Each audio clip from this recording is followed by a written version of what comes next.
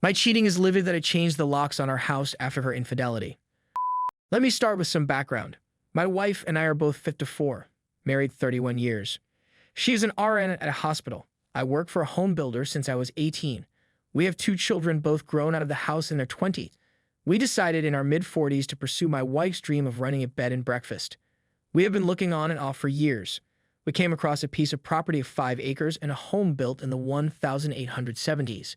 The original owners were large landowners in this area. They had an extensive agricultural business empire. Over the decades, fewer of the family wanted to stay in farming. Parcels of land were sold off. Our town is going through growing spurts as it has become quite touristy because of some, let's say, natural formations and beauty. The farmland along the main highways is being gobbled up. The house and land we purchased are away from the highways. Since we bought it, my wife and I are redoing the entire house. There has been neglect in some basic maintenance, and we want to restore the house to its prominence 150 years ago, along with making a living. My wife has been in charge of decorating rooms as I finish along with paying the mortgage. I am renovating room by room, paying for all material and any professional help if needed. I am pretty handy, so most work is done by me. The last few years, the housing industry has gone through the roof. We would work 8 days a week if we could. I was pulling in big money. Until last year. The pandemic knocked us out of work for a while in 2020, then the material shortages started. Of course, my wife was on the front lines for the last 18 months. Last year, she worked weeks at the hospital without days off. The medical staff stayed at the hospital. They had rooms several slept in together. To say the least, the staff got very close.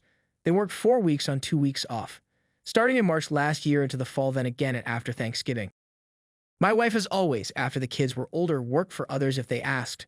She watched these young parents crying because they could not see their families. So on their off times, she would give up her time off and offer it to the staff that really needed it. There were others that did this too. The whole COVID experience changed her. Watching people put on ventilators, the deaths, etc. She was not the same person. She was distant.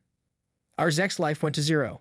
I attributed it to either her experiences or her age.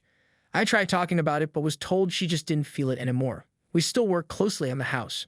We planned trips to an area in our state that had a large Amish population. The Amish here are known for their craftsmanship in woodworking and sewing. We bought several pieces of furniture for the bedrooms along with handmade quilts. This past weekend, we were planning on taking a 3-day trip to this area to buy dining room furniture. I also pay and trade with some wood that I get when I take down an old barn, which I do as a side gig. Barnwood is very much in demand. My boss calls me and tells me everyone is working the whole week as he was able to get wood and shingles for a house we have been sitting on waiting for supplies.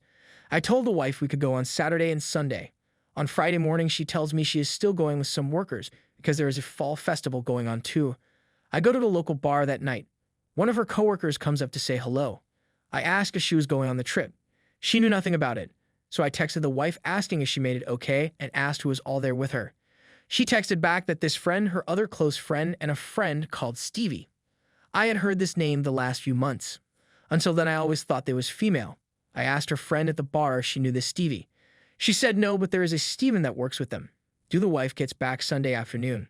She has bags of tablecloths, napkins, kitchen towels, etc. She is showing me what she bought. In one bag, there was a smaller bag. She pulled it out, looked in it, and said, "Oh, not this bag. It's not for us." I let it go. Later, I looked in the bag. She had hidden it in a closet. It was decorations for a man cave for a college team I don't follow in sports, so it wasn't for me. I asked to talk with her. I asked again who all went. She gave the same 3 people. I just asked who Stevie was because we had not met. She told me a woman they work with. I pulled out the man cave stuff and told her I talked to her friend who was supposed to be away last weekend, but her plans blew up. Then I asked who Stevie was again. She started crying and told me who he was, and yes, they were by themselves. They had Zex. They have been since last year during their hospital lockdown. So now she is living in one of the finished bedrooms. I have her bedroom. I will talk to a lawyer on Monday. I have no idea what to do about the house, the business, the marriage. To me, she was sorry she was caught, but not for the affair. I asked her if she would break it off with Stevie. She was not sure. Update. It's been a hectic couple weeks. Along with my work and side gigs picking up, the wife and I were battling. I saw a lawyer. After I explained everything, he suggested we try to work it out before he gets involved. The house is still not a business and cannot be sold as such. We would have to sell it as a house, unfinished, which would lower the price. We'd have sunk well over $100,000 into the house plus the mortgage.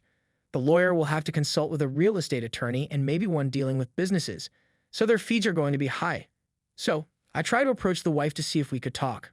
I don't know if she's embarrassed being caught, but she has dug in her heels. She told me to leave the house. I told her I have no plans to do that. Then she countered with my giving up the master suite and me moving to one of the bedrooms. I again tell her I don't plan on it either.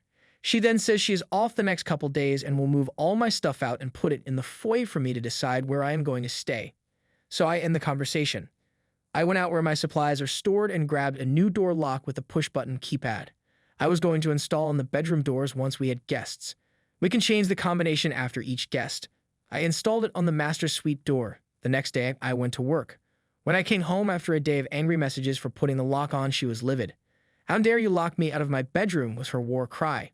After back and forth, I asked if we could please talk. She finally agreed. Later that evening, we sat down.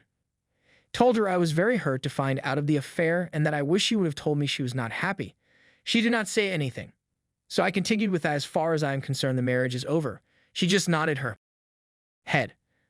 I then told her I had been to an attorney. This caught her by surprise by her look. I explained what the attorney said, that it would be best if we could come to some agreement what to do. Our largest asset is the house, and to sell it we would take a huge loss. She just smiled and said I can prove that I have paid the mortgage, so the house is mine. I shook my head no.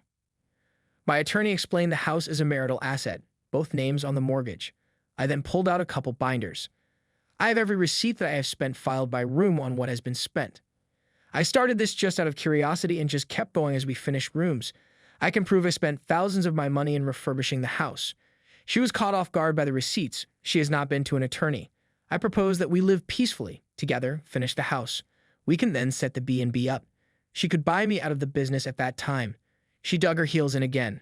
No, I need to leave. If not, she has plans to move Steven's TV in. This hurt like a bit. I got up and got a glass of water to collect my thoughts. When I came back to the table, I told her if I see it in the house or on the property, I would start disassembling everything that has been done. Every nail and every screw I put in I would take out. Every light and plumbing fixture would be taken down.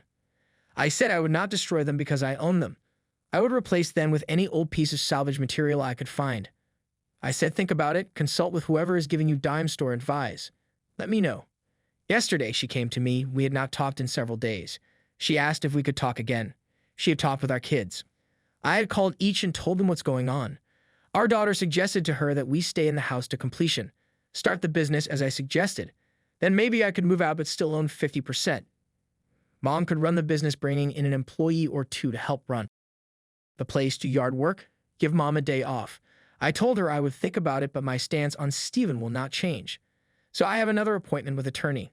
The big issue is we probably will not be in business until 2023. The outside needs much work along with landscaping, plus we need to come up a room for one of us to live in.